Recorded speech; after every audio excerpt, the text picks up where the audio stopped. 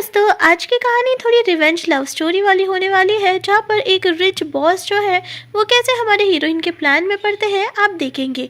कहानी की शुरुआत में एक क्लब दिखाया जाता है जहाँ हमारा हीरो रहता है। वहाँ पर एक फीमेल लीड आके उसे अट्रैक्ट करती है, जिसकी वजह से हमारा हीरो जो है उसे एक ड्रिंक ऑफर करता है। पर हीरोइन उसके पास जाके कहती है कि तुम्हारी कंपनी का ये जो सीक्रेट है वो मेरे पास है, अगर तुम्हें जानने हैं तो तुम उस रूम में मुझे फॉलो करते हुए आओगे, अगर नहीं आए तो कल के अखबार में तुम्हारी कंपनी का नाम होगा। रेपुटेशन बचाने के लिए वो उससे उस रूम में मिलने के लिए चला जाता है, जहाँ वो कहता है कि ये सब तुम्हारे लिए हो रहा है क्योंकि तुम यही सब चाहती थी। जहाँ पर फीमेल लीड थोड़ी सी डोमिनेट होकर कहती है कि मुझे जो चाहिए था वो मैं हासिल कर ही लेती हूँ। उसके बैग में एक कैमरा लगा होता है। अब वो दूसरे दिन जब हमारा हीरो उठता है तो उसे सिर्फ एक लॉकेट मिलता है। वो लड़की जल्दी से कॉल करके बिजनेस वालों को कहती है कि ये जैसा तुमने चाहिए था तो मैंने वैसा कर दिया, अब मुझे पैसे दे दो। जहाँ पर उसके फादर को जब ये बात पता चलती है तो वो बहुत ज़्यादा गुस्सा हो जाता है और अपने सेक्रेटरी को कहता है कि आखिर ये लड़का कर क्या रहा है। इमरान को वो लड़की थोड़ी जानी पहचानी लगती है, पर वो ज़्यादा माइंड नहीं करता। अगले ही दिन क्लब में फिर से हम दोनों की मुलाकात देखते हैं, जहाँ पर वो कहती है कि तुम्हें मेरी ज़रूरत होगी, क्यों ना हम ऐसा करें कि हम दोनों एक रिलेशनशिप में है, ये हम सबको बता दें, जिसकी वजह से तुम्हारा नेम भी क्लियर हो जाएगा। मेरा हीरो कहता है कि इसके बदले में तुम्हें क्या चाहिए, मुझे इतना तो अच्छे से पता है कि तुम बिना अपने प्रॉफिट के मेरी मदद नहीं करोगी, वैसे मुझे तुम्हारी सिंसियरिटी चेक करने दो। जिसके बाद वो ड्रिंक ऑफर करता है, जिसे बिना कुछ क्वेश्चन के वो पी लेती है। जहाँ पर हमारा हीरो कहता है कि ठीक है, डील भी करके देख ही लेते हैं। हमारी हीरोइन बताती है बैक स्टोरी की कैसे फादर के जाने के बाद से ही उसकी फैमिली जो है वो बहुत कुछ सहन कर रही है। उसके ग्रैंडमदर को भी वहाँ से निकाल दिया गया था घर से, ये बोलकर कि अब तुम लोग जो है वो कंगाल हो चुके हो, तुम्हारी कंपनी जो थी वो पूरी बैंकरप्ट हो चुकी है। जिसकी वजह से वो रिवेंज स्टोरी के लिए ही हमारे मेन लीड से मिलती है। अब जाते वक्त वो रान से टकरा जाती है, जहाँ रान उसे पहचान लेता है। वो कहता है कि अरे मिस मून हो ना, पर वो इनकार कर देती है कि मैं ऐसी कुछ भी नहीं हूँ। जहाँ पर हमारा हीरो आकर कहता है कि तुम्हारा जो भी बिजनेस है ना वो मुझसे होना चाहिए, ना कि मैं किसके साथ रहता हूँ, और मेरी गर्लफ्रेंड से तो बिल्कुल भी नहीं होना चाहिए। इसके बाद मैं तुम्हें और वार्निंग नहीं दूंगा कि मेरे पर्सनल मैटर्स से दूर रहो, मेरे अफेयर्स तुम्हारे अफेयर्स नहीं है। जिसके बाद वो उसे धक्का देकर वहाँ से निकल जाता है। अब रैन को ऐसा लगता है कि वो शायद मिस मून ही है। अब कार में बैठने के बाद हमारा हीरो पूछता है कि आखिर वो बंदा कौन था। हमारी हीरोइन साफ इनकार कर देती है कि नहीं जानती वो, तो वो जल्दी से उसे किस करके कहता है कि ठीक है, तुम्हें नहीं बताना है तो अलग बात है, पर मैं पता लगा के रहूंगा, और हाँ वैसे भी तुम्हें थोड़ी सी ना पढ़ाई कर लेनी चाहिए। तो वहाँ पे हमारी हीरोइन कहती है कि तुम्हें क्या लगता है मुझे पता नहीं है कि कल हमारी बोर्ड मीटिंग है, जहाँ पे बोर्ड मीटिंग में सभी बहुत बड़े बड़े शेयर होल्डर्स सीईओज वगैरह आते हैं, कि तभी हमारी हीरोइन की एंट्री होती है। हमारी हीरोइन की एंट्री को देखते साथ ही सब लोग बहुत ज़्यादा शॉक हो जाते हैं कि इतनी सुंदर और ये जो टॉप की मॉडल है वो आई है। इसके साथ ही वो सबको ग्रीट करती है और उसका रिलेशनशिप स्टेटस बताती है कि कैसे आज उसकी 7th एनिवर्सरी है मिस्टर वान के साथ। अब मिस्टर वान ये सब देख के बहुत ज़्यादा खुश हो जाते हैं और ये भी वो बताती है कि वो दोनों इंगेज है। जहाँ पर पार्टी खत्म होने के बाद वो कहता है कि तुमने बहुत अच्छा काम किया, तुम्हारी वजह से मेरे फादर को मुझ पर भरोसा हो गया।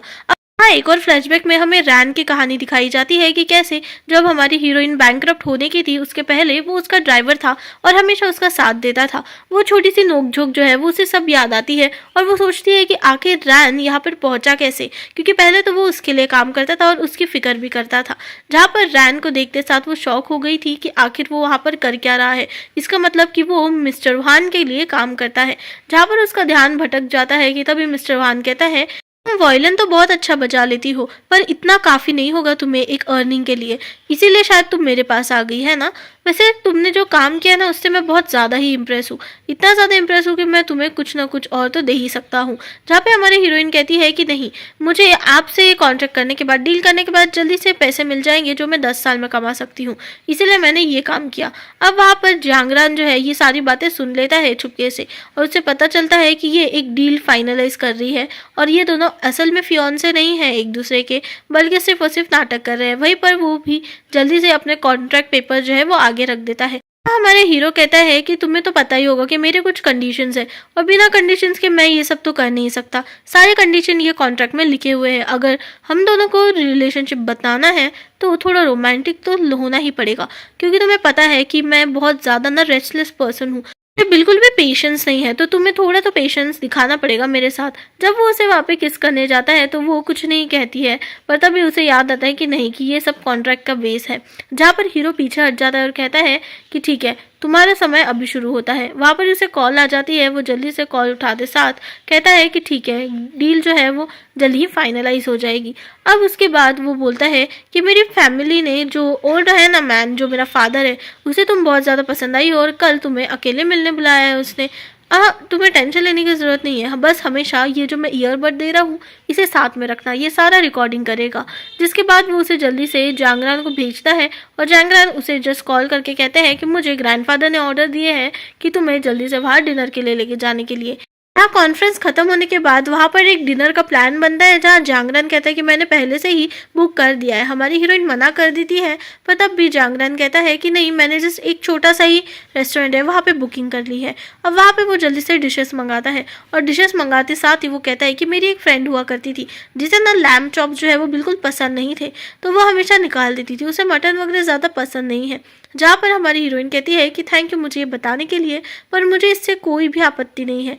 जांगरान ऐसा बताने की कोशिश करता है कि बातों ही बातों में शायद ये उगल देगी, पर ऐसा कुछ नहीं होता है। हमारी जो मेन लीड हीरोइन है थोड़ा बोल्ड कैरेक्टराइज किया गया है, जिसके वजह से वो बिल्कुल भी किसी के सामने हाथ नहीं फैलाएगी, ना ही वो सर झुकाएगी। जहाँ पे वो जल्दी से वो स्टिक जो है वो खा लेती है और यही हमारे जो रान है उसका जो भ्रम है वो टूट जाता है। जिसके बाद जल्दी से खाने के बाद वो कहती है कि मुझे तो कोई आपत्ति नहीं है, बल्कि मुझे तो ये बहुत ज़्यादा पसंद है और हाँ, मैं सॉरी बोलती हूँ, पर मुझे जस्ट मेरा मेकअप जो है वो टचअप करने जाना है। ये बहाना निकाल कर वो जल्दी से वॉशरूम चली जाती है। अब वॉशरूम में जाने के बाद वो सारा जल्दी कुछ जितना भी उसने खाया होता है वो उगल लेती है वॉमिट के थ्रू। जहाँ पर जांगरान पीछे आकर कहता है कि तुम एक्सपोज हो चुकी हो, मैं जो सोच रहा था वो तुम ही हो, है ना। जहाँ पर हमारी हीरोइन बोलने की कोशिश करती है कि तुम जो भी सोच रहे हो ये पूरा गलत है, मैं वो इंसान हो ही नहीं सकती। जहाँ पे रान उसे रोक कर जल्दी से गले लगाकर कहते हैं कि तुम्हें पता नहीं है मैं तुम्हें कितने सालों से ढूंढ रहा हूँ। जहाँ पर हमारी मून कहती है कि नहीं, मुझसे अलग रहो प्लीज़, मुझे रिस्पेक्ट करो, क्योंकि मैं ऐसी कोई भी एरी गिरी लड़की नहीं हूँ। ये बोलकर वो वहाँ से निकल जाती है। जहाँ पर जल्दी से जांगरान उसे अब कार में वापस छोड़ने के लिए जाता है कि तभी हमारी हीरोइन कहती है क्या जो कुछ भी हुआ ऐसा प्रिटेंड करना कि इसे कभी हुई नहीं थी, और उन्हें मेरा थैंक यू भी कहना डिनर के लिए। जहाँ पर रैन कहता है कि डिनर तो कुछ था ही नहीं, वो तो मैंने खुद से बनाकर तुम्हें झूठ बोलकर यहाँ पे बुलाया था, क्योंकि मुझे ऐसा लगता था कि तुम मेरी एक ओल्ड फ्रेंड हो, इसीलिए मैं बस यही चेक करना चाहता था, लगता है मुझे कोई गलतफहमी हुई है। हाँ, वो विश करता है कि वो वही लड़की हो और साथ में ये भी कहता है कि मिस्टर वान को ये सारी बातें ना बताई जाए। तो वक्त मिस्टर वान की आवाज़ आती है कि मैंने सुना कि किसी ने मेरा नाम लिया तो मैं आ गया। आखिर ऐसी कौन सी बात है जो तुम लोग मेरे साथ नहीं कर सकते, मेरे सामने नहीं कर सकते। ऐसा लग रहा है कि जैसे तुम लोग कुछ छुपा रहे हो हमेशा के लिए। आखिर ऐसी क्या बात है, तुम मुझे भी बताओ। और रैन, मैंने तुम्हें पहले ही तो कहा था कि तुम मेरी चीज़ों से दूर रहो, लगता है तुम्हें कुछ समझ नहीं आता है जल्दी से। कंपनी के अफेयर्स जो कुछ भी हो वो अलग से है। वहाँ पर रैन कहता है कि कुछ नहीं हुआ है, मैंने तो इस कंपनी की तरफ से उन्हें जस्ट एक मील ऑफर किया।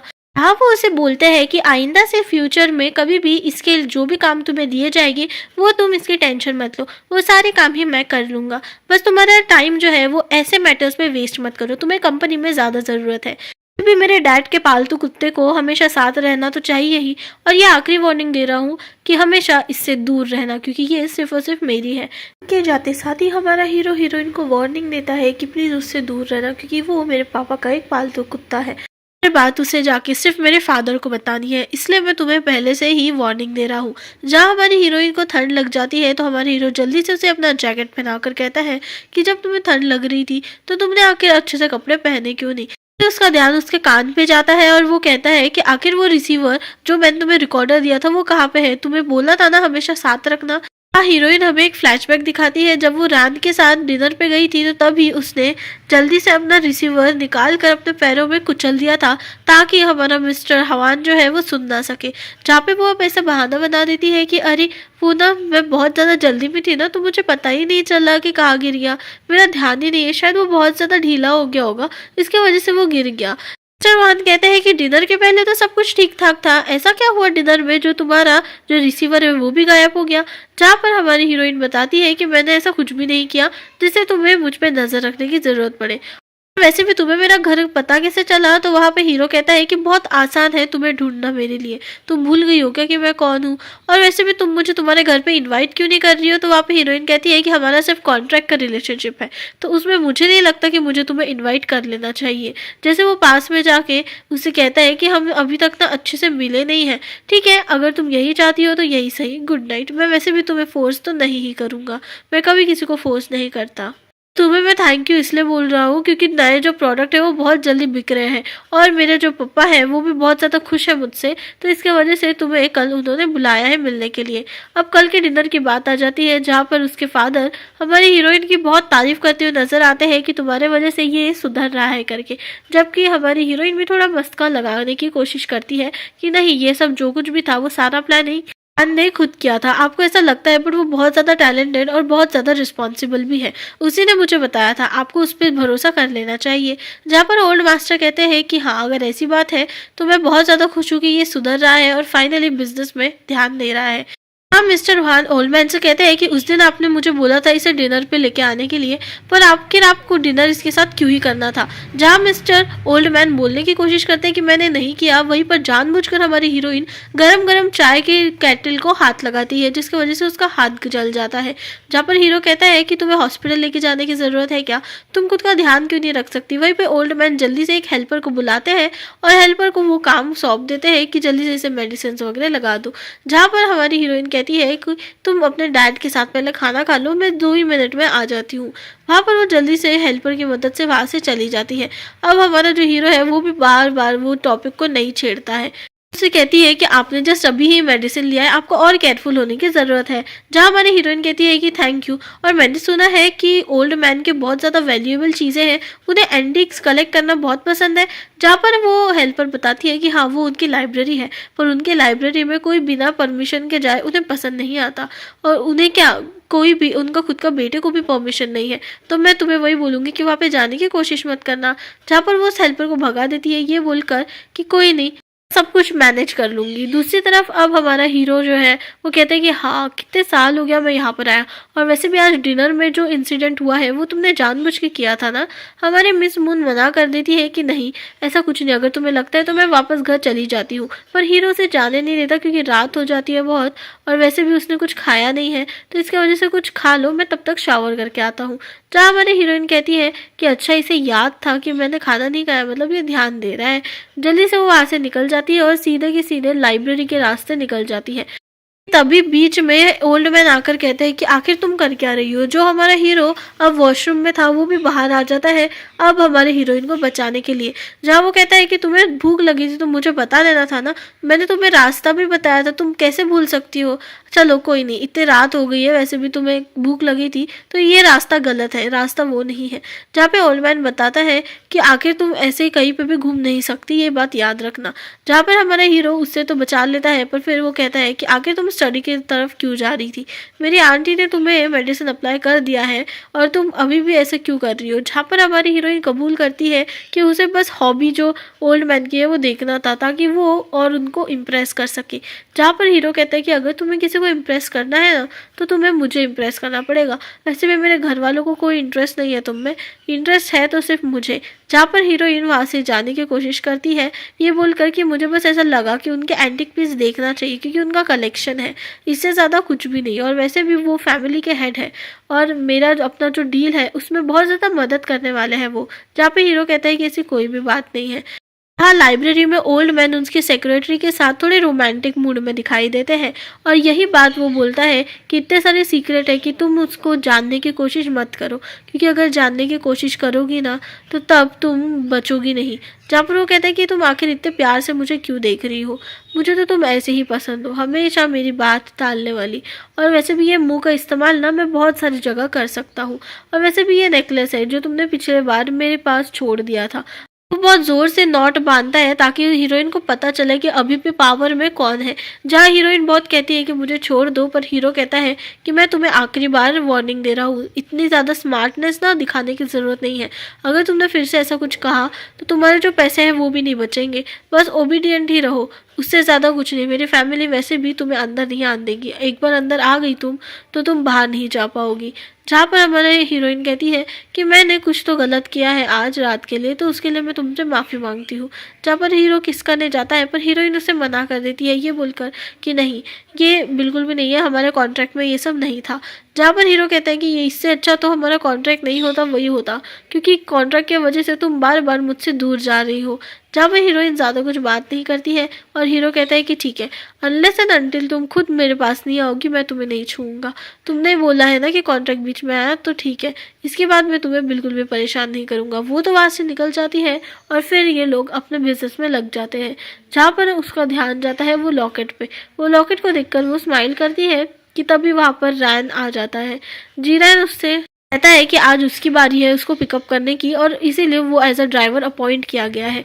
जल्दी से वो बिना कुछ बात करे वहाँ पर बैठ जाती है और कहती है मेरे पास ब्रेकफास्ट का बिल्कुल भी वक्त नहीं है। पर कैसे भी करके जांगरान उसे ब्रेकफास्ट के लिए मना ही लेता है।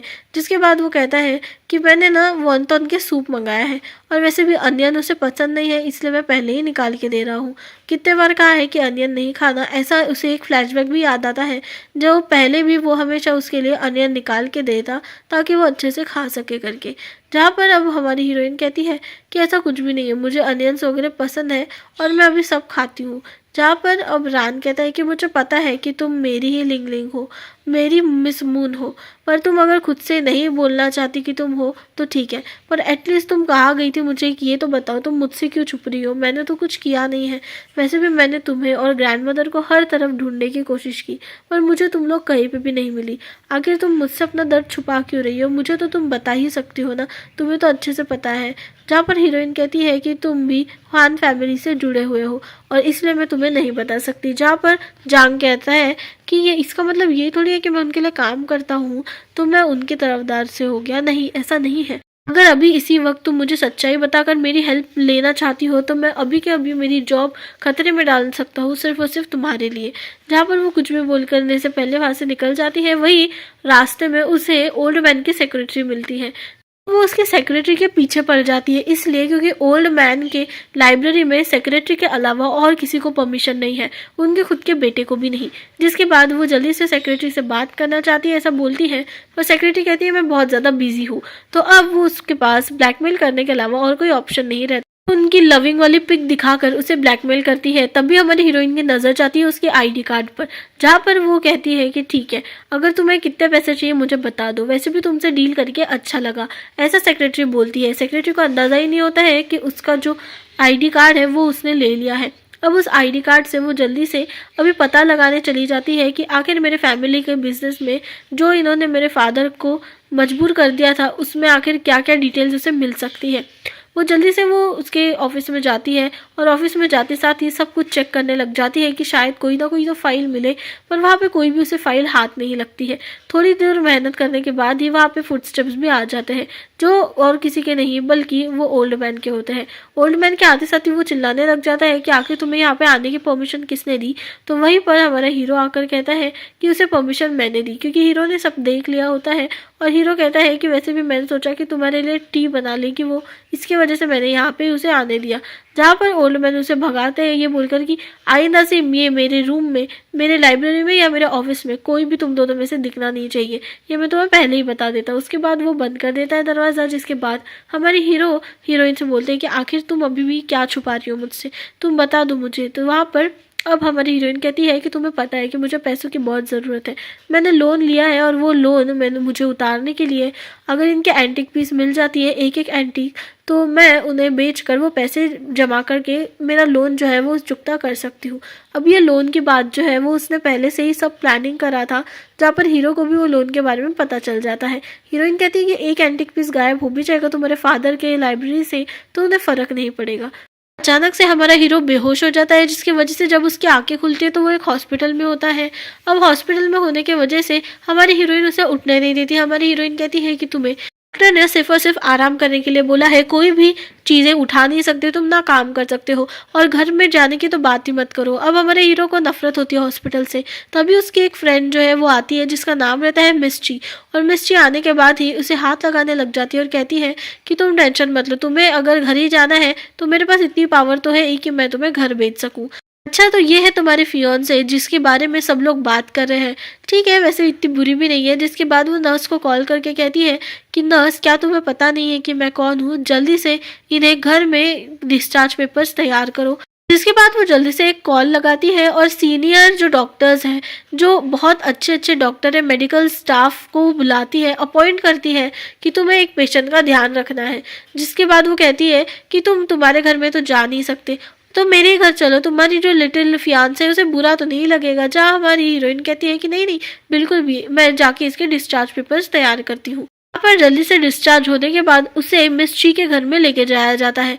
रास्ते में जागरण बोलता है कि आपको ऐसे घूमना नहीं चाहिए, आपको सिर्फ हॉस्पिटल बेड पर ही आराम करना चाहिए।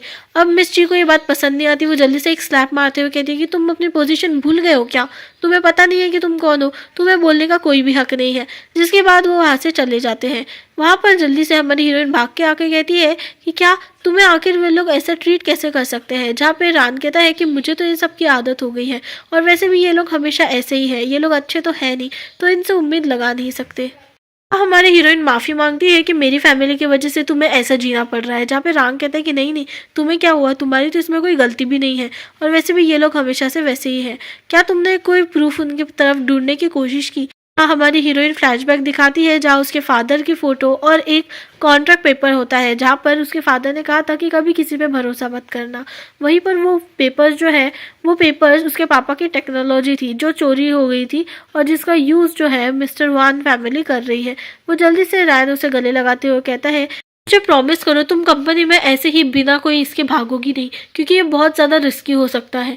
जहाँ पर वो उससे सॉरी बोलती है पर मन में कहती है कि मैं तुम्हें प्रॉमिस नहीं कर सकती।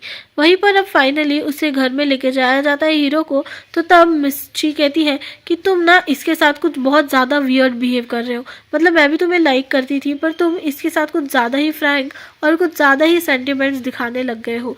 इतना भी अच्छा नहीं है। जहाँ पर अब फाइनली हमारे हीरो कहता है कि क्या अगर मैं उसके साथ थोड़ा अच्छा होता है तो तुम्हारी कंपनी क्या बैंकरप्ट होने वाली है? जब मिस ची कहती है कि ऐसी बात नहीं है पर तुम हमेशा उसके लिए ना केयर करने लग गए हो, ये बात जो है वो तुम में कुछ नहीं दिख रही है। वहीं पर उसे कॉल आ जाती है और वो जल्दी से बोलता है कि ठीक है मैं जल्दी से आता हूँ। जहाँ पे डॉक्टर से वो पूछती है कि इसकी हेल्थ कैसी है तो वो कहता है कि वो बहुत अच्छी हेल्थ है मेरी। जहाँ डॉक्टर के अप्रूवल के बाद वो जाने की कोशिश करता है तो मिस ची कहती है कि मैं तुम्हारे साथ चलती हूँ, पर वो ये बोल के निकल जाता है कि मेरी डेट है। जहाँ पर वो कहती है मिस ची कि क्या ये मिस मून के बारे में बात है? तुम सही में बदल गए हो। जो इंसान एक औरत को देखता नहीं था वो आखिर एक ही औरत के साथ ऐसा कैसे रह सकता है? जहाँ पर ये तारीफ सुनकर वो वहाँ से निकल जाता है और मिस ची को रियलाइज़ होता है कि वो जिसे लाइक करती है वो तो किसी और को ही लाइक करता है। जहाँ पे जल्दी से वो कार में बैठ जाता है और कार में बैठते साथ ही जब हीरोइन विंडो ओपन करती है तो वो उसे कहता है हाँ मेरी प्रेजेंस अब चुभने लगी है। तो वहाँ पर हीरोइन कहती है कि नहीं तुमने जो लगाया है ना परफ्यूम बहुत ज़्यादा स्ट्रॉन्ग है। जिसके बाद वो उसे एक नया सा चिप दे देता है और कहता है कि ये जो है ना वो रिकॉर्डर है, ये रिकॉर्डर तुमको डॉक्टर सू के पास डॉक्टर सू के टेबल के नीचे लगाना है। और हाँ याद रखना ये थोड़ा रिस्की हो सकता है तो प्लीज़ खुद का ध्यान रखना मत भूलना। मैं नहीं चाहता कि तुम मेरे अलावा किसी के भी साथ मुसीबत में पड़ो। जहाँ पर वो जल्दी से हाथ झटक कर कहती है कि ठीक है, वैसे भी मुझे अच्छे से पता है कि क्या प्रॉब्लम हो सकती है, वैसे भी मैंने पैसे लिए हैं इस बात के तो मुझे हमेशा याद रहेगा और तुम टेंशन मत लो, मुझे कुछ भी नहीं होगा। जिसके बाद वहाँ पर मिस्टर भान कहते हैं कि नहीं इसके बाद तुम्हें कोई भी रिस्क लेने की ज़रूरत नहीं है, तुम बस मुझे बताना, सारे रिस्क जो है वो मैं ही लूँगा। अब अगले दिन हमारी हीरोइन जल्दी से गेटअप में लेकर डॉक्टर सू से मिलने जाती है। अब ये डॉक्टर सू कौन है? तो डॉक्टर सू वो है जिसका बहुत बड़ा हाथ होता है हमारी हीरोइन की फैमिली की टेक्नोलॉजी चुराने में और इतना एडवांस बनाने में। जहाँ पर मिस ऐसा फेक जो रिपोर्ट्स है वो लाकर दिखाकर कहती है कि मेरे पेट में ना बहुत ज़्यादा दुख रहा है, पता नहीं क्यों। फिर वो इधर उधर देखती है। जब तक वो डॉक्टर जो है वो चेक करते हैं तो वो कहती है कि आखिर वो टेक्नोलॉजी का क्या हुआ? मैंने सुना है कि वो मिस्टर वान फैमिली में बहुत ज़्यादा चल रहा है। जहाँ पर वो थोड़ी डिटेल बताता है पर उतनी डिटेल उसके लिए काफ़ी नहीं रहती। जहाँ पर वो जल्दी से जो उसने दिया रहता है डिवाइस वो नीचे में लगा देती है उसके, ताकि उसे जो भी बात हो वो सुनाई दे। जहाँ जैसे ही उसे वो बातें सुनाई देती है वो बहुत ज़्यादा खुश होकर कहता है कि जल्दी से अपनी रिपोर्ट लो और वहाँ से निकल जाओ। जब वो डॉक्टर को थैंक यू बोलती है और डॉक्टर को थैंक यू बोलने के बाद ही वहाँ से वो निकल जाती है। जब वो निकल जाती है तभी हमें दिखाई देते हैं मिस जी के फादर और हमारी जो वान के फादर है उन्हें दिखाई दिया जाता है। जहाँ पर वो उस हॉस्पिटल में खास डॉक्टर सू से मिलने जाते हैं। हाँ वो दोनों ही बातें कर रहे होते हैं कि लड़कियां कितनी किधर से किधर लेके जानी है। ऐसी बात कर रहे होते हैं वो जैसे कि उन्हें ये बात के पैसे मिल रहे रहते हैं और ये इलीगल काम भी वो कर रहे होते हैं। जैसे ही वो बाहर आती है वैसे ही हम देखते हैं कि रैन वहाँ पे एक बुके के साथ खड़ा रहता है और ख़ास उसने वो बुके मिस मून के लिए लाया होता है। जहाँ पर मिस मून कहती है कि मुझे एक फाइनल लिस्ट मिल चुकी है कि वो इसमें कौन कौन हो सकता है। जहाँ पर रायन कहता है कि वो लिस्ट तो मैंने ही दिया है, अगर कुछ ऐसा बिजनेस तुम्हें पता चलता है जिसमें ये लोग इन्वॉल्व हैं तो मैं तुम्हारी पूरी मदद करूँगा उनको अनकवर करने में। तुम टेंशन मत लो, तुम बस मुझे ये बताओ कि आखिर तुम्हें करना क्या है। और हाँ, मेरे पास ना एक सॉल्यूशन भी है, पर उसके पहले ये रोजेस ले लो, मैंने तुम्हारे लिए बहुत प्यार से लाया है। जिसके बाद एक डिनर पार्टी होती है। डिनर पार्टी में सभी लोग बैठे होते हैं, जहाँ हमारा हीरो कहता है कि तो क्या हो गया, ये मेरे फादर। पर रैन का तो ये सिर्फ और सिर्फ बॉस है, जहाँ पर रैन बिल्कुल भी ऑकवर्ड फील नहीं करता। वो कहता है कि हाँ, इन्हीं के वजह से आज मेरा घर चल रहा है और आज मैं ये मुकाम पे आ चुका हूँ। जहाँ पे हमारा हीरो बहुत ज़्यादा टॉन्ट मारता है उसको, और हीरोइन को तो ये सब सहन ही नहीं होता। वो तो सोचती है कि मैं किस लोगों के बीच में हूँ जो एक दूसरे की रिस्पेक्ट ही करना नहीं जानते। हमारा हीरो कहता है कि रैन, अपने सिस्टर इन लॉ को ऐसे देखना बंद करो, मेरी नज़र तुम्ही पर है। जहाँ पे हमारा हीरो ज़्यादा माइंड नहीं करता। फिर उसके बाद हमारा हीरो हीरोइन को लेके चले जाता है कि तभी उसे मैसेज आता है रैन का कि वो उसका कार में इंतजार कर रहा है। उसके झिझक को देखकर हमारा हीरो बोलता है कि तुम इतनी पैनिक क्यों कर रही हो। तो हीरोइन कहती है कि मैं पैनिक नहीं कर रही हूँ, मुझे सिर्फ और सिर्फ घर जाना है। जहाँ पर हीरो कहता है कि मैं सिर्फ तुम्हें बचा रहा हूँ, तुम्हें पता नहीं है क्या, और वैसे भी सबसे तुम्हें डरना चाहिए, पर तुम्हें मुझसे कौन बचाएगा। जहाँ पर वो उसे, अब आप देख सकते हो उसके साथ वो उसे बताने की कोशिश करता है कि वो सबसे ज़्यादा डेंजरस है उसके लिए, बाकी उसे तो वो बचा लेगा पर उससे उसे कोई भी नहीं बचा पाएगा। और वो उसे सेल्फ डिफेंस का बताता ही है कि वैसे ही जल्दी से वो उसे नीचे पटक देती है जैसा कि उसने कहा था। और ये बात देखकर वो बहुत ज़्यादा खुश हो जाता है कि फाइनली वो सेल्फ डिफेंस का एक मूव तो अभी सीख चुकी है। और जब वो उसकी तरफ देखता है तो कहता है कि क्या तुम इस बात से खुश नहीं हो कि मैंने तुम्हें एक मूव सिखाया है। तो वहाँ पर वो लड़की कहती है कि नहीं, ये सब कुछ भी ऐसा फ्लॉन्ट मारने की स्किल नहीं है, तुम एक पागल हो। जहाँ पर हीरो कहता है कि हाँ, मैं पागल हूँ, पर ठीक है, पर तुम जांगरान से दूर रहोगी, क्योंकि जांगरान जो है वो तुम्हारे लिए बिल्कुल भी अच्छा नहीं है। और वैसे भी हम ये पब्लिक रिलेशनशिप पे हैं, तो पब्लिक में ये सब करना बहुत ज़्यादा कॉमन है, हमें बहुत बार ये सब दिखाना भी होगा। वो जल्दी से उसका बो ओपन कर देता है, जिसकी वजह से उसके हेयर जो है वो ओपन होते हैं। जहाँ पर हमारा हीरो कहता है कि फॉर एग्जाम्पल देखो, जैसे अभी हम पब्लिक में हैं तो पब्लिक ऑर्डर और कस्टम्स हमें निभाना चाहिए। ठीक है, वैसे तो मैं तुम्हें फोर्स नहीं करूँगा, मैं जस्ट एक बेबी हूँ, बीस्ट नहीं हूँ, मैं राक्षस नहीं हूँ। ठीक है, चलो घर हम वापस चलते हैं। वहाँ पे ऐसे बोलने के बाद ही वो वहाँ से निकल जाती है और जल्दी से एक कार में जो है वो बैठ जाती है, बोल कर कि वो अकेले ही घर चली जाएगी। उसी कार में हमारा रैन बैठा होता है। रैन जल्दी से एक फाइल जो है वो उसे देता है और कहता है कि ये फेक कॉन्ट्रैक्ट्स है, ये कैसे भी करके तुम्हें इन लोगों के साइनिंग कॉन्ट्रैक्ट्स के बीच में डालना पड़ेगा ताकि उन्हें पता ना चले। वहीं पर हमारा हीरो भी आ जाता है। हाँ, रैन पैनिक होकर कहता है कि जल्दी से ये लो और अपना शक्ल जो है वो ढक लो। जिसके बाद ही जल्दी से अपना ब्लेजर देता है उसे कवर करने के लिए। वहीं पर रैन को देखकर हमारा हीरो कहता है कि क्या तुम्हें इतना टाइम लगता है क्या विंडो रोल करने के लिए। तो रैन कहता है कि नहीं नहीं, वो जस्ट मैं बहुत ज़्यादा टायर्ड हूँ और ड्रंक हूँ थोड़ा सा, इसके वजह से। जब वो पीछे देखता है तो उसे एक लेडी आराम करते हुए नजर आती है। रैन कहता है कि ज़्यादा कुछ बड़ी बात नहीं है, बस एक कलीग है जिसने बहुत ज़्यादा ड्रिंक कर लिया है, उसी को अब घर छोड़ने जा रहा हूँ। वो वहाँ से निकल जाता है। तभी हमारी हीरोइन जो है वो जल्दी से जैकेट निकाल के बोलती है कि ठीक है, तुम्हें जो भी मैंने कहा है मैं सिर्फ वैसा ही करूँगी। और वो जल्दी से कैसे भी करके उसे वही पार्किंग लॉट में ला लेता है जिसमें हमारा हीरो बैठा होता है। हीरो हमारी हीरोइन को बताता है कि तुम्हें पता है अभी रास्ते में मुझे रैन मिला था, और रैन के पास पता है कौन थी, एक लेडी थी, एक लड़की थी जिसे वो घर लेके जा रहा था, ये बोलकर कि वो बहुत ज़्यादा ड्रिंक कर ली है तो शायद उसे वो घर ड्रॉप करने जा रहा है। पर ऐसा ज़रूरी नहीं है कि रैन जो भी बोलता है वो सच है। जहाँ पर हमें अचानक से घर का सीन दिखाया जाता है, जहाँ पर ये लोग किस करते हुए हमें दिखाई देते हैं। वो बहुत ज़्यादा पैशनेट होते हैं, पर उसके अलावा हमारी हीरोइन जो है वो उसे आगे बढ़ने नहीं देती। हीरोइन का एक ही मकसद होता है कि कैसे भी करके वो जो कॉन्ट्रैक्ट पेपर्स हैं वो इसके कॉन्ट्रैक्ट पेपर्स में से मिलाकर इसे गायब कर दे। जिसके वजह से वो कहती है कि ठीक है, तुम पहले शावर कर लो, उसके बाद मैं पर हूँ। जहाँ पर वो जैसे ही चला जाता है वैसे ही वो कॉन्ट्रैक्ट पेपर्स निकालती है और कॉन्ट्रैक्ट पेपर्स देखकर कैसे भी करके वो पेपर किसी ना किसी इसमें फंसा देती है। जल्दी से पहले तो वो देखती है कि कहीं कोई उसे देख तो नहीं रहा, और जल्दी से वो फाइल्स ढूंढती है और एक फाइल उसे दिखती है जिसमें उसको साइन करना होता है। उसी में वो जल्दी से बांध के वहाँ पे रख देती है। अब उसका काम हो गया है तो तभी वहाँ पर हमारा हीरो आकर कहता है कि मैं चाहता था कि तुम भी मेरे साथ शावर करो, क्या तुम मेरे साथ चलोगी शावर करने के लिए। जहाँ पर हमारी हीरोइन कहती है कि नहीं, मैं थोड़ी ड्रंक हूँ आज, तो आज मैं कुछ भी नहीं कर सकती। जहाँ पर हीरो कहता है कि तुम अगर इतना ही ज़्यादा पीकर हो तो मुझे तुम्हारा ख्याल रखने दो। जहाँ पर हमारी हीरोइन अभी भी हेजिटेट करते हुए कहती है कि नहीं, मुझे तुम पर भरोसा नहीं है। तो तभी हमारा हीरो कहता है कि ठीक है, जैसे मैंने पहले भी कहा है कि मैं तुम्हें फ़ोर्स नहीं करूँगा और वो दिन जल्दी ही आएगा जब तुम खुद ही मुझे अपने पास बुलाओगी। ठीक है, तो मिलते हैं कल कंपनी में। जहाँ पर वो जल्दी से वहाँ से निकल जाती है। हमारे हीरो को थोड़ा डाउट होता है बट उसके पास कुछ सबूत नहीं होता। जल्दी से वो जो फाइल्स है वो जल्दी से सेक्रेटरी को कहता है कि ओल्ड मैन से साइन करवा ले। अब ओल्ड मैन से साइन करवाने के लिए सेक्रेटरी जल्दी से चली जाती है कि तभी हमारा हीरो और हीरोइन बात करते हैं कि अब हमारा कॉर्पोरेशन जो है उसे हमें ख़त्म कर देना चाहिए। हमारी जो डील है वो ख़त्म कर देनी चाहिए क्योंकि उसे जो चाहिए था वो मिल चुका है। जहाँ पर हमारा हीरो कहता है कि नहीं, एक चीज़ अभी भी बाकी है। वहीं पर ओल्ड मैन की सेक्रेटरी आकर कहती है कि ओल्ड मैन उसे ढूंढ रहे हैं। जहाँ पर वो जल्दी से जाता है तो पता चलता है कि आखिर तुम कंपनी के शेयर्स इतने कम प्राइसेस में क्यों बेच रहे हो। तुमने देखा है कंपनी के प्राइसेस देखो कितने नीचे गिर गए हैं।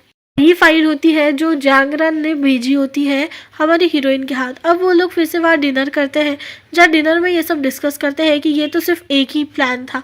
याद रखना, हमें इसके फादर और इसके बीच में जो है वो फूट डालनी है ताकि ये दोनों भी एक दूसरे के अगेंस्ट हो जाए और सब कुछ सही हो जाए। वहीं पर वो जो है उसके कान में अभी भी ट्रांसमीटर होता है तो वो जल्दी से सुन रही होती है कि किधर क्या कोई कोई बोल रहा है। जहाँ पर डॉक्टर सू का कन्वर्सेशन उसे सुनाई देती है पर रैन जल्दी से उसे निकाल लेता है और उसे पानी में डाल देता है ये बोलकर, मैं इतना रिस्क लेने के लिए कोई ज़रूरत नहीं है। मैं हूँ ना, मैं सब कुछ रिस्क लूँगा और मैं तुम्हें जो भी जस्टिस चाहिए है वो मैं दिलाऊँगा। तुम्हें प्रूफ चाहिए है ना, तो वो सारे के सारे प्रूफ मैं तुम्हें दूँगा।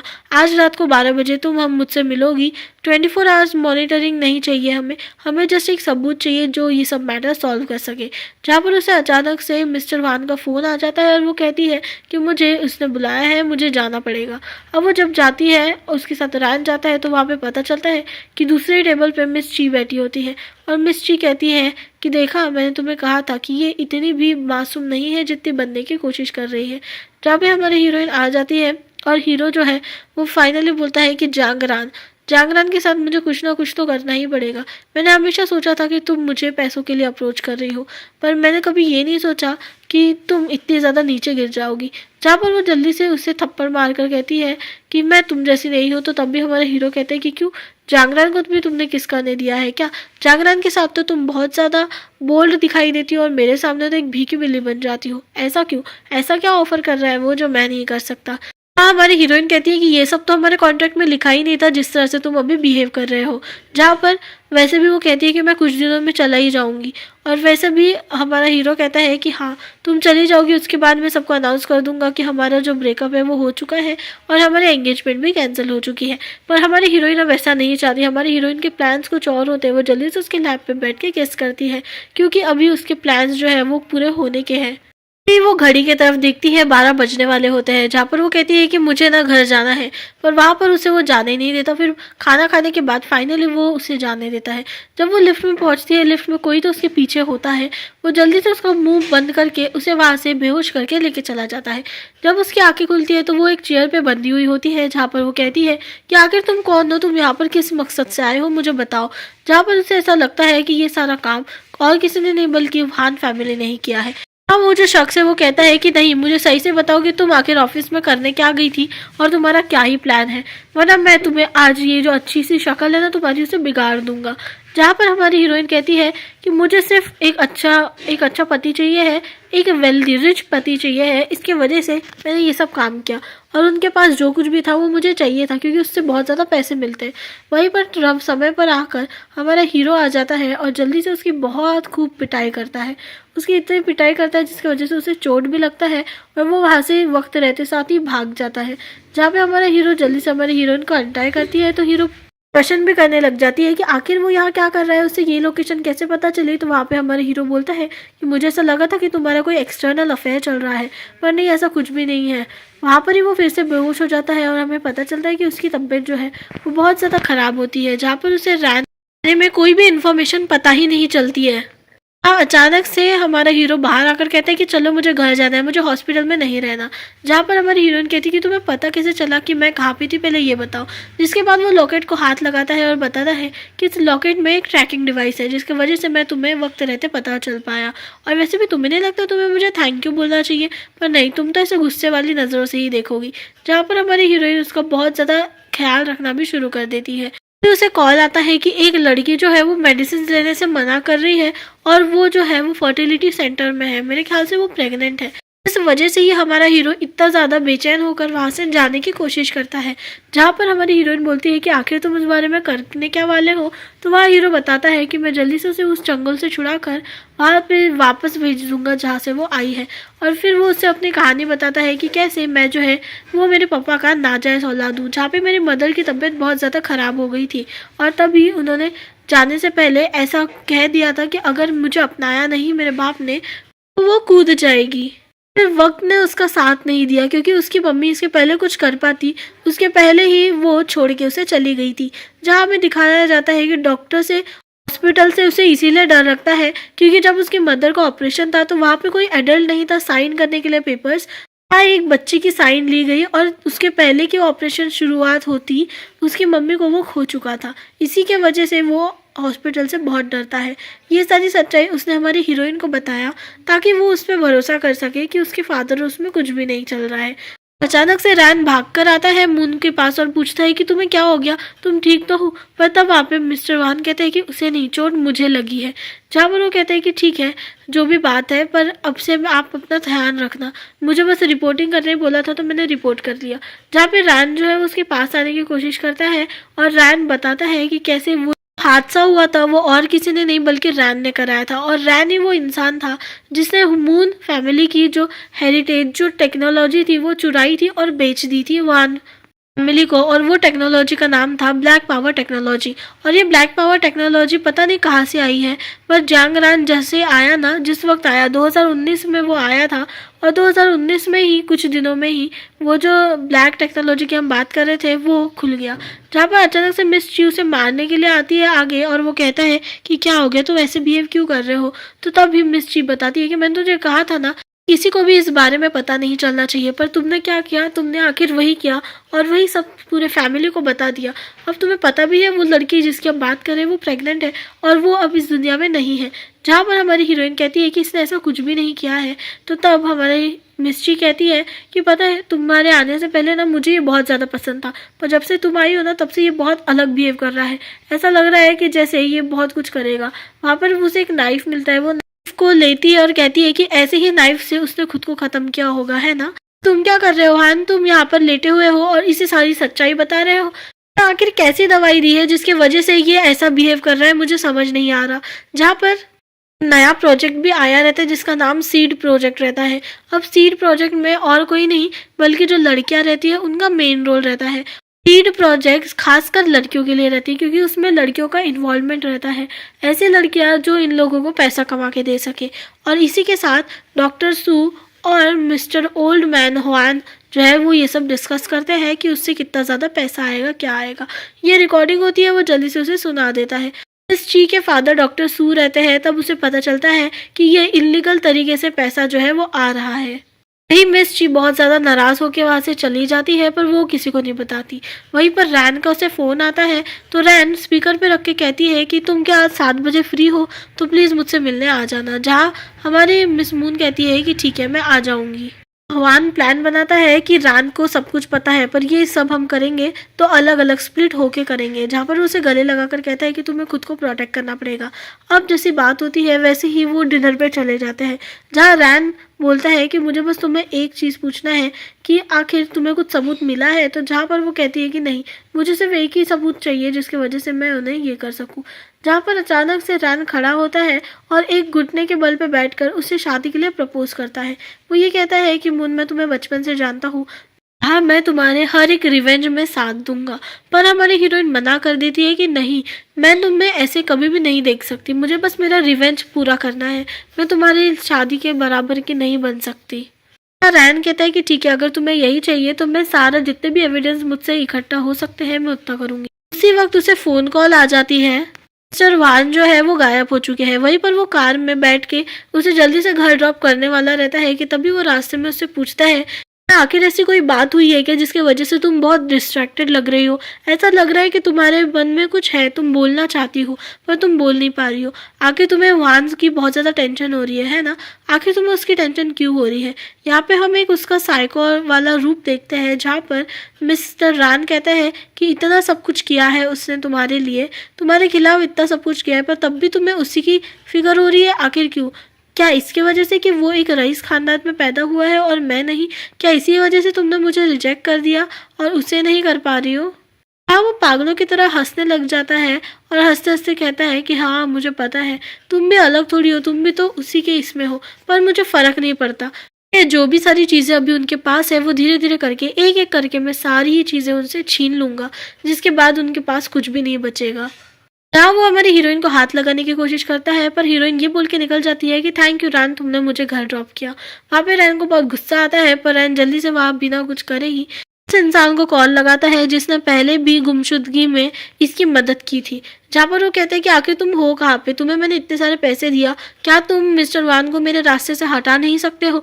जल्दी से करो क्योंकि हमने जो अभी वो ब्लैक टेक्नोलॉजी और सीड टेक्नोलॉजी जो बेची है ना उसके पैसे हमें बहुत ज़्यादा मिले हैं। वहाँ पर जैसे ही हमारी हीरोइन घर जाती है वो उस लॉकेट को देख रही होती है। उस लॉकेट को देखते साथ ही वो कहती है कि तुम जहाँ पर भी होगी प्लीज़ ठीक होना। वहीं पर बेल की आवाज़ आती है, वो जल्दी से ओपन करती है। उसे लगता है कि मिस्टर वान है पर असल में मिस्टर रान रहते हैं। जहाँ पे रैन बोलता है कि आखिर तुम क्या कर रही हो, तुम ऐसे हालत में क्यों हो? तो वहाँ पे हमारी हीरोइन कहती है कि कुछ नहीं, मुझे बस मेरे फादर की याद आ गई थी जिसकी वजह से मैं ऐसी हूँ। जहाँ रैन फिर से क्वेश्चन करने लग जाता है कि आखिर ऐसी कौन सी बात हो गई जो तुम मुझसे छुपा रही हो, और वैसे भी तुम्हारे हाथ में वो रिंग क्यों नहीं है?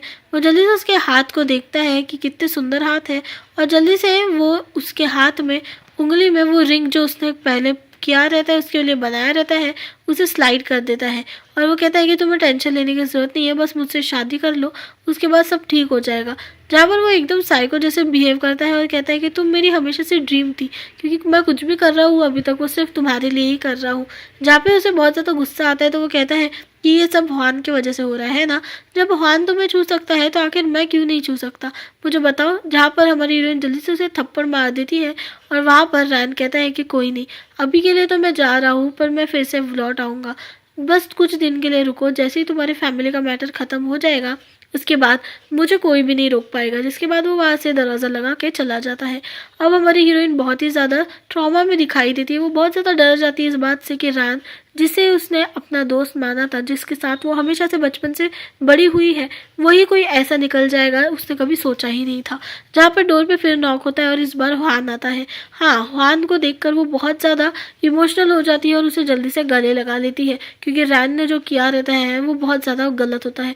जहाँ पे पूछते हैं कि तुम कहाँ पे थे, तो वहाँ पर वो उसे पूरी बैक स्टोरी बताता है कि कैसे ये सब रैन ने किया था और कैसे भी करके वो जल्दी से उससे पीछा छुड़ा कर भागकर डायरेक्ट से इसके पास आ गया। जहाँ पर वो लोग थोड़े से रोमांटिक होते हैं, जहाँ पे वो बहुत ज़्यादा मिस कर रहा होता है और अभी हमारी जो मिस मून है उसने परमिशन भी दे दी रहती है उसको कि हाँ उसे भी उसकी बहुत ज़्यादा नीड है करके।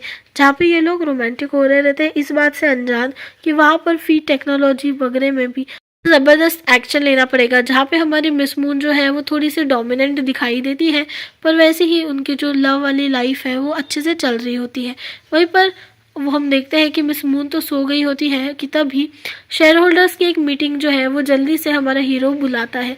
जहाँ पे अगले ही दिन हम देखते हैं कि शेयर होल्डर्स की मीटिंग बुलाई जाती है, जहाँ पर सबसे पहली बात तो हमारे ओल्ड मैन सबसे पहले आते हैं और वहाँ पे क्वेश्चन करने लग जाते हैं कि आखिर ये जो शेयर होल्डर्स की मीटिंग है वो किसने और क्यों बुलाई गई है, क्या कोई भी ऐसा ही ऐरा गैरा आकर ये डिस्कस कर सकता है। जहाँ पर हमारी हीरोइन कहती है कि यहाँ पे कुछ इंपॉर्टेंट थिंग्स है जो मुझे आप लोगों के सबके सामने डिस्कस करना है, जिसके वजह से हम यहाँ पे रुके हैं, बस एक इंसान को आने की ज़रूरत है। जहाँ पे वो कहते हैं कि मिस्टर वान तो नहीं है ना, मिस्टर वान की तो तबीयत ख़राब है, वो तो अभी कुछ दिनों में छोड़ के जाने वाले हैं।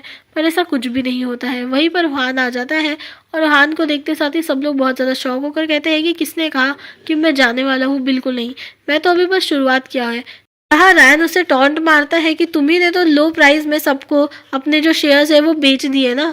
जहाँ पर अब हमारा हीरो की हंसने की बारी होती है। हमारा हीरो कहता है कि किसने कहा कि मैंने हमारे शेयर्स बेच दिए, हमने हमारे शेयर्स बिल्कुल भी नहीं बेचे। हाँ, ये तुम्हारा कारनामा था, ये मुझे अच्छे से पता था कि तुम्ही ने फेक पेपर्स जो है वो मेरे इसमें डाल के ये सब कर रहे हैं।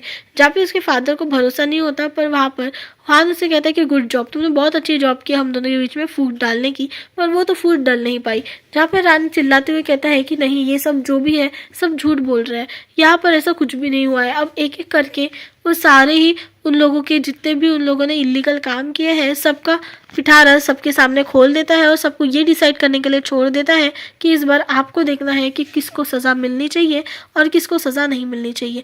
मैंने तो बता दिया है कि इसके पहले के कॉन्ट्रैक्ट्स जो भी थे वो कैसे थे। जहाँ पर रान कहता है कि तुम्हें तो सब पता है ना, तुम तो मेरी मदद कर सकती हो ना। जहाँ पे वो मून के पास जाके कहता है कि तुम्हें मेरी मदद करनी होगी, है ना, तुम्हें तो अच्छे से पता है ना कि मैं तुम्हारी मदद कर रहा हूँ, मैं इन लोगों के जैसा बिल्कुल नहीं हूँ। जहाँ पे हमारी मून जो है वो सिर्फ एक रिकॉर्डिंग प्ले करती है जिससे सब सच सबके सामने आ जाता है। ये उस वक्त की रिकॉर्डिंग है जब वो उसे घर में छोड़ देता है। वो जल्दी से एक ट्रांसमीटर उसकी सीट पे लगाती है और वहाँ से निकल जाती है, और जो भी कॉन्वर्जेशन वहाँ पे रैन ने करा होता है वो भी सबके सामने आ जाती है, जिसके वजह से अब सब लोगों का भांडा जो है वो फूट जाता है। और जल्दी से पुलिसमैन भी आते हैं। जब वो लोग इनकार करते हैं तो पुलिसमैन वो आदमी को लेके आता है जिसने हमारी लड़की को हादसे में लेके गया था। जहाँ पर वो कबूल करता है कि हाँ, इसी इंसान ने मुझे बोला था कि इसे ये सब करने को और इस लड़के को उठवाने को भी इसी ने कहा था। जैसे ही ये बात सामने आती है सब लोग बहुत ज़्यादा शॉक हो जाते हैं।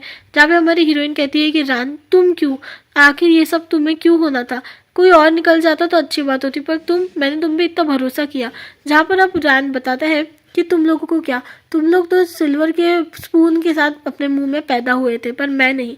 मैं इस मकाम पे पहुंचने के लिए मैंने कितना कुछ सहन किया है, फिर सेल्फ रिस्पेक्ट दाव पे लगा दी, मैंने सब कुछ किया, पर तुम लोग ये बात कभी भी नहीं जान पाओगे। वो जल्दी से हमारे हीरोइन को लेता है और सबको धमकी देता है कि मुझे यहाँ से जाने दो, वरना मैं कुछ ना कुछ ज़रूर करूँगा। जहाँ पे वो कहता है कि मैंने यहाँ तक पहुँचने के लिए बहुत मेहनत की है और ये मेहनत मैं तुम लोगों की वजह से वाया नहीं जाने दूंगा। तुम लोग जल्दी से बोलो उन्हें कि हमें छोड़ दे और हमें जाने दे, वरना इसकी आज यहाँ पे लाश ही मिलेगी। वो ऐसे सबको बोलता है कि तभी हमारा जो हीरो है वो दिमाग लगाता है, और हमारा हीरो दिमाग लगाता है, अपने हाथ को घुमाता है वॉच की तरफ। जैसे ही उसे इशारा मिल जाता है कि उसने पहले भी ऐसा किया है, वो जल्दी से उसे लेती है और नीचे ज़मीन पे पटक देती है। ज़मीन पे पटकने के बाद जल्दी से हान उसे अपने गले लगा लेता है कि वो ठीक है करके, और तभी उसके फादर और सबको अरेस्ट किया जाता है। जहाँ पे हमारी हीरोइन कहती है कि आप ही की वजह से मेरे पापा इस दुनिया में नहीं है, आप ही ने एक हादसे में उन्हें उड़ा दिया ना, आपकी भी बचने की गुंजाइश नहीं है, आपको भी जाना ही पड़ेगा। तो दोस्तों यहीं पर ये ख़त्म हो जाता है इनका रिवेंज, और तभी कुछ दिनों बाद हम देखते हैं कि हमारी फाइनली मेन लीड हीरोइन जो है वो मूव ऑन करती है और नई ज़िंदगी की शुरुआत करती है। जहाँ पे मिस्टर हान भी कहते हैं कि चलो अब ये तो हो गया, अब तो मुझे पूरा एक नया कॉन्ट्रैक्ट साइन करते हैं, अभी वो रिन्यू कराना पड़ेगा, और जिसमें लाइफ टाइम इम्प्रिजमेंट भी होगा, मतलब हम दोनों एक दूसरे को लाइफ टाइम झेल पाएंगे। तो दोस्तों कहानी कैसी लगी कमेंट में बताना, नए होगे तो सब्सक्राइब करना। मिलती